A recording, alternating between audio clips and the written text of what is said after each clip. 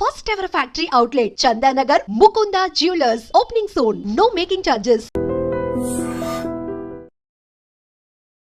నమస్కారం, welcome to I dream. ప్రస్తుతం మనతో పాటు ఉన్నారు గోవర్ధనికో విలేజ్లోని ఆశ్రమంలో వారి సేవలని అందిస్తూ భగవంతుడి యొక్క ధ్యానంలో నిరంతరం కృషి చేస్తూ నిరంతరం భగవంతుడి ధ్యానంలో ఉంటూ ఎన్నో ప్రాంతాలలో వారి మాటల ద్వారా వారి ప్రవచనాల ద్వారా అందరికీ అవగాహన కల్పిస్తూ మన సనాతన ధర్మం యొక్క గొప్పతనాన్ని విలువలని మనందరికీ తెలియజేస్తూ ఉంటారు. వారే ప్రణవానంద ప్రభుజీ గారు. ఇప్పుడు ప్రభుజీతో మాట్లాడి మరిన్ని విషయాలు తెలుసుకుందాం. మంచి మంచి విషయాలు అడిగి తెలుసుకొని మీ అందరికీ తెలియజేస్తాను. హరే కృష్ణ ప్రభుజీ. నమస్కారం అండి. హరే కృష్ణ ప్రభుజీ. ఈ మధ్య కాలంలో ఒకప్పటి కాలంలో కన్నా ప్రస్తుతం సనాతన ధర్మం అనే మాట ఎక్కువగా వినిపిస్తోంది. నిజంగా ఈ సనాతన ధర్మ పరిరక్షణ బాధ్యత ఎవరిది ప్రభుజీ? మీది, నాది, అందరిది. ఎవరైతే హిందువులు సనాతన ధర్మానికి చెందినవారు అని అనుకుంటున్నామో, ఎందుకంటే ధర్మో రక్షతి రక్షిత అని అన్నారు. మనం ధర్మాన్ని రక్షిస్తే ఆ ధర్మం మనకి రక్షిస్తుంది అని. ఇప్పుడు మీకు ఒక విషయం చెప్తాను. ప్రతి ఒక్కరి బాధ్యత చాలామంది ఏమనుకుంటున్నారంటే అండి, సనాతన ధర్మాన్ని రక్షించే వాళ్ళ బాధ్యత, గురువుల బాధ్యత, ఏదో గుళ్ళో ఉండే పండితుల బాధ్యత, లేదా కొంతమంది ధర్మ ధ్వజం పట్టుకున్న వారి బాధ్యత, మనది ఏం కాదు అని అనుకుంటున్నారన్నమాట. కానీ అది కాదండి. ఎవరైతే ధర్మాన్ని అనుసరిస్తున్నారో వాళ్ళందరి బాధ్యత ధర్మాన్ని కాపాడుకోవటం.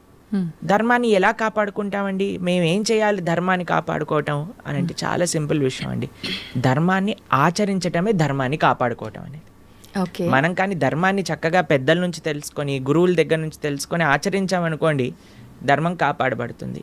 ఇంకొక విషయం, అన్నిటికంటే ముఖ్యమైన విషయం, ఈ ధర్మాన్ని ఈ ప్రస్తుత సమాజంలో కాపాడాలి అని అంటే, ఒకటి ఆచరించటం, రెండు భావితరాలు పిల్లలకి చెప్పటం ఏంటి ధర్మం ఏంటి అని. ఒక ఆయనని మేము అడిగాం, అయ్యా దసరా పండుగ ఏం చేస్తారు అని అంటే, ఏముందండి పులిహోర తింటాము, దసరా స్పెషల్ సినిమా చూస్తాము, అంతే. ఇంకా పండగ ఏంటి, అసలు పండగ ఎందుకు జరుపుకుంటారు, ఏం చేయాలి ఆ రోజు, ఏం తెలియదండి.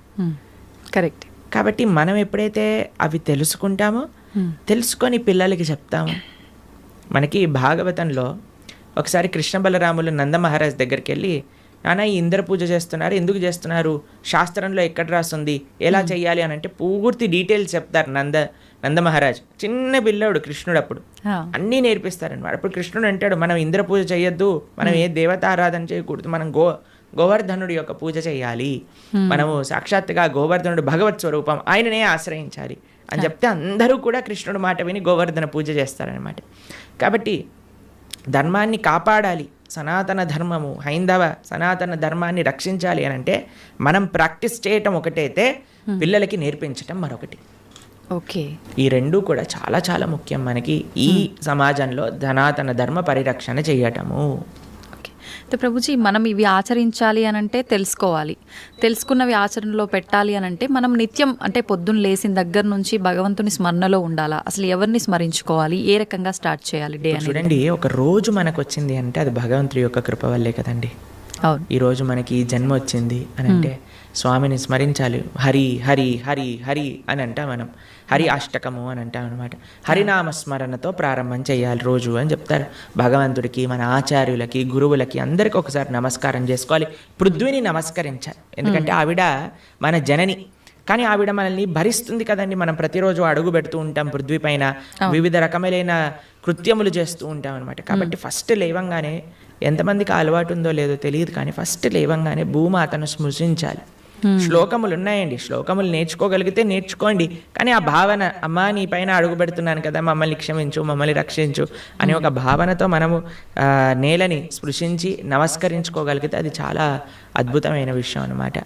దాని తర్వాత మనం భగవంతుని స్మరించి, పృథ్వీని స్పృశించి నమస్కరించుకొని, మన గురువులకి, ఆచార్యులకి నమస్కారం చేసుకొని, మీకు ఒక విషయం చెప్తాను. అన్నిటికంటే ముందు 2 అక్షరాలతో ప్రారంభమయ్యేది రోజు పూర్వకాలంలో, హరి అని. ఇప్పుడు కూడా 2 అక్షరాలతో ప్రారంభం అవుతుంది, కాఫీ అని. కరెక్ట్. కాఫీ అనకుండా పక్కన పెట్టి హరి అనటంలో నిద్ర లేవాలి. ఓకే. నిద్ర లేసిన వెంటనే స్నానం ఆచరించాలి. మీకు ఒక విషయం తెలుసా అండి, స్నానం అనేది సనాతన ధర్మంలో చాలా ముఖ్యమైన విషయం. మనము చాలామందికి అర్థం కాదండి, స్నానం లేకుండానే రోజును ప్రారంభం చేసేయటము, వంటింట్లోకి వెళ్ళిపోవటము, తర్వాత టిఫిన్ చేసేయటము, ఇలాంటివన్నీ చేస్తూ ఉంటారు. చాలా పెద్ద తప్పది. మనం ప్రొద్దున లేవంగానే భగవంతుని స్మరించుకొని ముందు చేయవలసింది స్నానము. స్నానంలో కూడా గంగే చ యమునే చైవ గోదావరి సరస్వతి నర్మదే సింధు కావేరి జలేస్మిన్ సన్నిధిం కురు, అన్ని నదులను కూడా గంగా జలమును యమునా జలమును మనం స్మరించుకొని స్నానం ఆచరించాలి. మీకు ఇంకొక విషయం చెప్తాను, చాలామందికి తెలియని విషయం. మన ధర్మం మనకి చెప్తుంది, స్నానం ఆచరించేటప్పుడు వస్త్రం లేకుండా స్నానం ఆచరించకూడదు. మనము ఒక బట్ట కట్టుకొని స్నానం చేయాలి. అది ఆ నీటికి, ఆ దేవతకి మనం ఇచ్చే గౌరవం అన్నమాట. ఓకే. కాబట్టి స్నానం ఆచరించేటప్పుడు అపవిత్ర పవిత్రోవ సర్వావస్థాన్ గతోపివ యత్స్మరేత్ పుండరీకాక్షం సబాహ్యాభ్యంతర శుచి పుండరీకాక్ష పుండరీకాక్ష పుండరీకాక్షాయ నమః. శ్రీ విష్ణు శ్రీ విష్ణు శ్రీ విష్ణు భగవన్నామ. ప్రొద్దున లేచినప్పటి నుంచి భగవన్న, స్నానం ఆచరించేటప్పుడు భగవన్న, భగవంతుడి ముందుకెళ్ళి భగవన్న, రోజంతా భగవన్న. ఎంత మనము భగవంతుడి యొక్క నామంతో మనం కనెక్షన్లో ఉన్నామనుకోండి, అంత మనకి స్పిరిచువల్ ఎనర్జీతో మనం రీఛార్జ్ అయిపోతాం అనమాట. మనకు ఆ స్ట్రెంగ్త్ వస్తుంది. మన రోజులో ఉండే ఆ ఒడిదుడుకులు అన్నీ ఉంటాయి కదండి, వాటన్నిటిని ఎదుర్కొనే ఒక శక్తి మనకి భగవన్నామస్మరణతో వస్తుందన్నమాట. కాబట్టి ప్రొద్దున లేచాక హరినామస్మరణ, దాని తర్వాత చక్కగా మనం చేయవలసినది స్నానము, దాని తర్వాత భగవద్ ఆరాధన. ఇవి చేసేసుకున్నాం అనుకోండి, మనం ప్రొద్దున లేవంగానే ఫోన్కి ఛార్జింగ్ పెట్టేస్తాం కదా, అలా మన శరీరం ఛార్జ్ అయిపోతుంది ఇవి చేసేసుకున్నా. దాని తర్వాత రోజులో ఉండే మన కార్యక్రమాలన్నీ కూడా మనం చేసుకుంటూ ఉండొచ్చు అనమాట. ఓకే. అయితే ప్రభుజీ, మనం ఆచరించే స్నానం ఎంతో ఇంపార్టెంట్ అని చెప్పి మీరు చెప్పారు. అది ఆచరించడం ఒక ఎత్తు అయితే సమయం కూడా ఇంపార్టెంట్ అని చెప్పి అంటుంటారు కదా ప్రభుజీ, ఏ టైంలో స్నానం ఆచరించాలి అని చెప్పి, అది ఎలా చూసుకోవాలి? మనము మన శాస్త్రాలు చెప్తున్నాయి, బ్రహ్మ ముహూర్తంలో నిద్ర లేవాలి అని. అంటే సూర్యుడు వచ్చే ముందు. ఓకే. ఇప్పుడు మీకు ఒక విషయం చెప్తాను. మీ ఇంటికి ఒక గెస్ట్ వస్తున్నారు అనుకోండి, సరే ఈరోజు మీకు పండగ రోజు మీరు ఏం చేస్తారు, అరే ఈరోజు పండగ త్వరగా లేవాలి, త్వరగా లేసుకొని కార్యక్రమాలన్నీ చేసుకొని నైవేద్యాలన్నీ తయారు చేసుకొని మనం త్వరగా ఈ పండుగని ముగించుకోవాలి, అమ్మవారి పూజ చేసుకోవాలని మీరు అనుకుంటారు, అవునా కాదా చెప్పండి. లేదా ఒక గెస్ట్ వస్తున్నారు అనుకోండి, సపోజ్ మీ గురువు గారు రేపు మీ ఇంటికి వస్తున్నారు అన్నారు అనుకోండి, మీ గురువు గారు ఇంటికి వచ్చాక బయట నాక్ చేశాక మీరు లేచి స్నానం చేసి రెడీ అవుతారా, లేదా ఆయన వచ్చే ముందే అన్ని సదుపాయాలన్నీ కూడా సక్రమంగా చేసుకొని పెట్టుకుంటారా చెప్పండి. వచ్చే ముందే చేస్తాం, అంతే కదండి. ఎవరైనా గెస్ట్ వచ్చినా, మన ఇంటి గురువులు వచ్చినా, ఎవరో ఒకళ్ళు అలా చేసుకుంటాం కదా.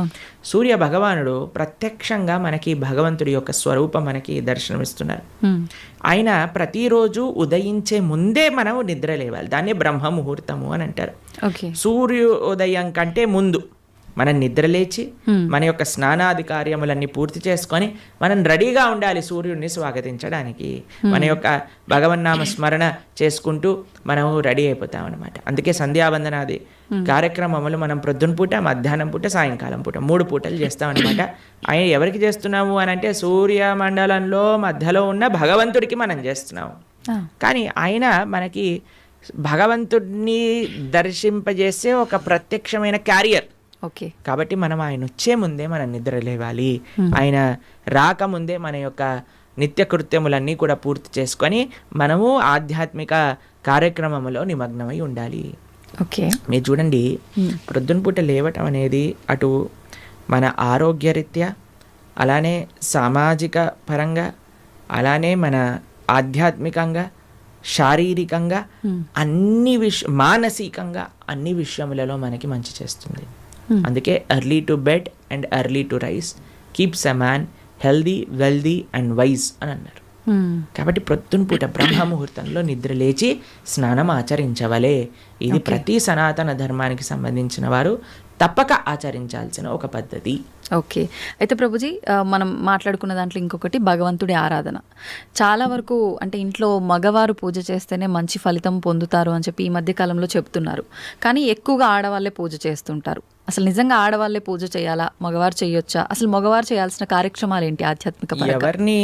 ఎవరెవరు ఉద్ధరింపబడాలి అని అనుకుంటారో, ఎవరెవరికి భగవంతు అనుగ్రహం కావాలనుకుంటున్నారో వాళ్ళు చేయాలండి. మీకు విషయం చెప్తాను.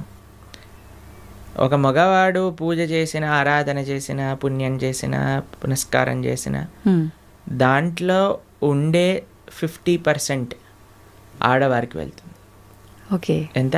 50%. ఏదైనా పాపం చేశాడు అనుకోండి, దాంట్లో 1% కూడా ఆడవారికి రాదు. అదెలా ప్రభుజీ? మరి పుణ్యం అయితే పుణ్యం 50% వెళ్తుంది, పాపంలో వెళ్ళదు. ఓకే. స్త్రీ చేసిందనుకోండి పుణ్యం 1% హస్బెండ్కి రాదు, 100% ఆవిడ దగ్గరే ఉంటుంది. స్త్రీ ఏదైనా పాపం చేసిందనుకోండి, దాంట్లో 50% హస్బెండ్కి వెళ్తుంది. ఇది ఒక బంపర్ ఆఫర్ అనమాట, మన శాస్త్రాలు ఇచ్చింది. బాగుందా మీకు? బాగా అనిపిస్తున్నట్టుంది మీకు. శిల్ ప్రభుపాదుల వారు ఒక దగ్గర ప్రస్తావన చేస్తారు, everybody has to fly their own plane అంటారు. మనకి అంబరీష మహారాజు గారి వృత్తాంతంలో వస్తుంది. అయినా ప్రొద్దున లేవంగానే నిరంతరము కూడా భగవంతుడి యొక్క ఆరాధనలో, ఆయన చేతులన్నీ కూడా భగవంతుడి యొక్క పూజలో, పాదాలు భగవంతుడి యొక్క ఆలయ ప్రదక్షిణలో, మనసు భగవంతుని చింతించటం. సవై మన కృష్ణ పదార విందయో వాచాంసి వైకుంఠ గుణానువర్ణనే కరే హరేర్మందిరమార్జనాదిషు అని ఆయన యొక్క దినచర్య మొత్తం చెప్తారనమాట. ఇక్కడ వారి భార్య ఆరాధనకి నీళ్లు తెచ్చి తేవడానికి హెల్ప్ చేసినా సరే ఆయన అనేవారట, నా పూజ నేను చేసుకుంటాను, మళ్ళీ నీ పూజ నువ్వు చేసుకో. ఆయన అన్ని సదుపాయాలు సమకూర్చుకొని, ఎందుకంటే చూడండి భగవంతుడితో మనకుండే రిలేషన్షిప్ ఎక్స్ట్రీమ్లీ పర్సనల్ అండి.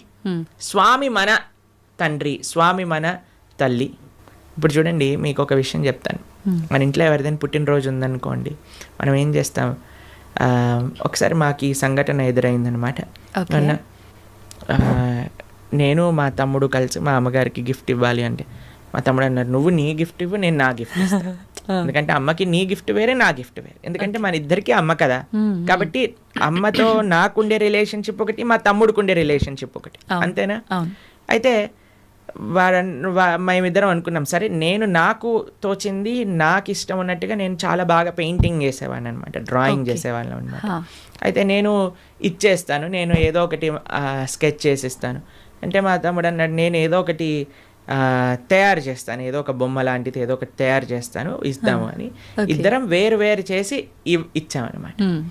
అంటే ఎందుకు అని అంటే, మనకి మన ప్రేమను వ్యక్తపరచుకునే మార్గం ఒకటి, ఒక ఇంట్రెస్ట్, ఒక టాలెంట్, ఒక way of expressing hour love ఉంటుంది, అంతే కదా? అలానే భగవంతుడితో కూడా ఒక భర్త తన కర్తవ్యం, అరే నేను భగవంతుడి యొక్క మార్గంలో, నాకు భగవంతుడు అవసరము, అందరికీ భగవంతుడు అవసరమే కదండి. ఆయన అందరికీ తండ్రి, తల్లి, పిత, పరమాత్మ అందరికీ ఆయనే.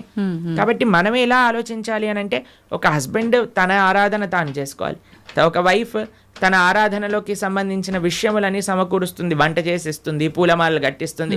దాని తర్వాత వారి హస్బెండ్ వెళ్ళిపోయాక వైఫ్ తన ఆరాధన తాను చేసుకుంటుంది, పిల్లలు వచ్చి దండం పెట్టుకుంటారు, ఏదో అమ్మ నాన్నలకి ఇద్దరికి హెల్ప్ చేస్తారు, అందరు కలిసి ఆరాధన ఒకటి ఉంటుంది, ఒక్కొక్కళ్ళు కలిపి ఆరాధన ఉంటుంది అన్నమాట. కాబట్టి ఏదో స్త్రీలు చేస్తే ఇల్లంతా బాగైపోతుంది అనే భ్రమలో నుంచి బయటపడండి, మీకు 1% పుణ్యం రాదు. కాబట్టి జాగ్రత్తగా మీ పూజ మీరు చేసుకోండి, మీరు బాగుపడాలి అని అనుకుంటే. కాబట్టి పురుషులు తప్పకుండా ఆరాధన చేయాలి. పురుషులు ఆరాధన చేస్తున్నారు కదండి, స్త్రీలు వదిలేయకూడదు. పురుషుడి ఆరాధన పురుషుడికి, స్త్రీ ఆరాధన స్త్రీ, పిల్లల ఆరాధన పిల్లలకి, అందరికి. ఇప్పుడు చూడండి, ఇంటి పెద్ద తింటే మిగతా వాళ్ళందరికీ కడుపు నిండిపోతుందా? లేదు, ఎవరికి వాళ్ళు తినాల్సిందే, అంతే కదండి. మీరు అంటారు కదా, అయ్యా మీరు తినండి, అయ్యా మేము పర్వాలేదు, మీరు తింటే మాకు తిన్నట్టే అని అంటారా?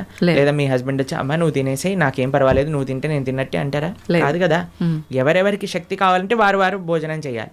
అలానే మనం కూడా మనకి శక్తి కావాలి, మనకి భగవంతుడి యొక్క కృప కావాలి అంటే మనం భోజనం చేస్తే ఎలా అయితే మనకి శక్తి వస్తుందో మనము ఆరాధన చేసుకుంటే అలా మనకి భగవంతుడి యొక్క కృప అనేది లభిస్తుంది.